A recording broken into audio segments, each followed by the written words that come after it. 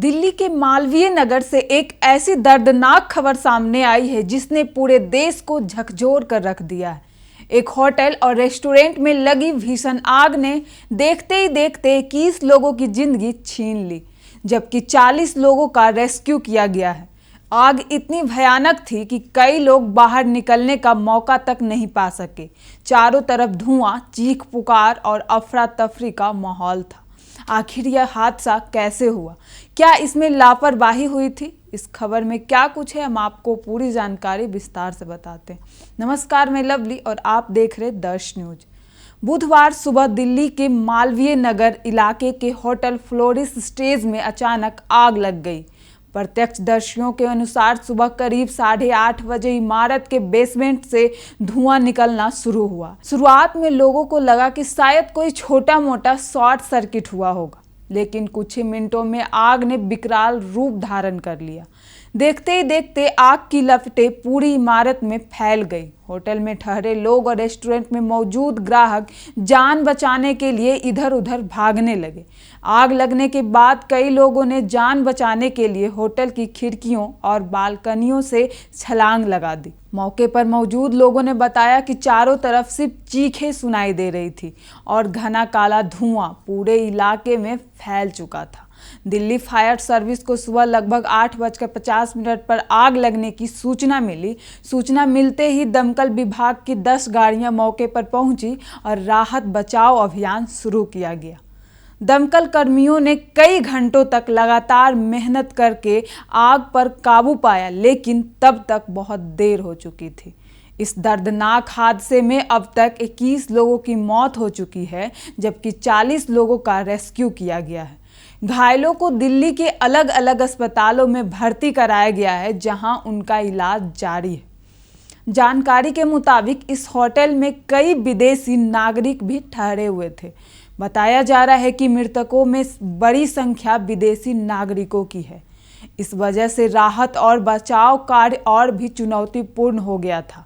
अब इस घटना को लेकर एक बड़ा खुलासा भी सामने आया है।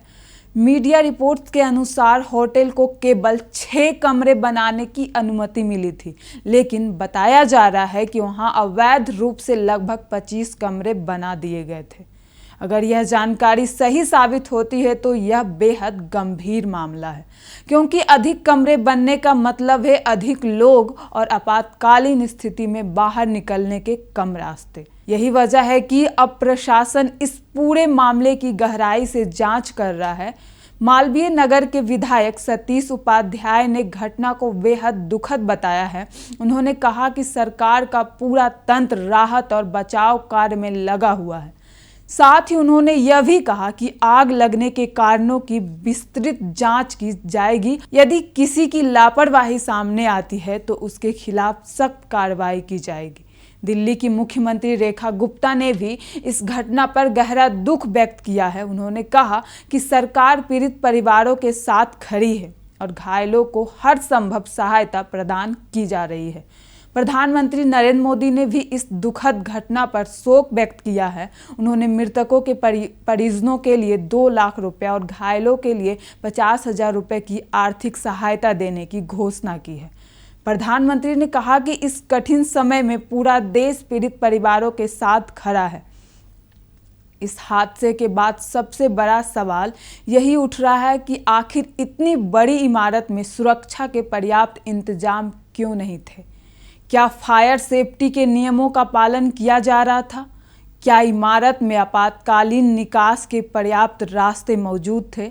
और अगर अवैध निर्माण हुआ था तो प्रशासन को इसकी जानकारी पहले क्यों नहीं मिली? इन सभी सवालों के जवाब जांच पूरी होने के बाद ही सामने आएंगे। लेकिन इतना जरूर है कि यह हादसा एक बार फिर हमें फायर सेफ्टी नियमों की अहमियत याद दिलाता है।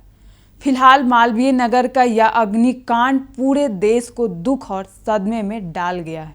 हम ईश्वर से प्रार्थना करते हैं कि हादसे में जान गंवाने वाले लोगों की आत्मा को शांति मिले और घायल जल्द से जल्द स्वस्थ हों। इस घटना पर क्या राय है, आपको क्या लगता है, हमारे साथ जरूर साझा करें। फिलहाल देखते रहिए दर्श न्यूज। धन्यवाद।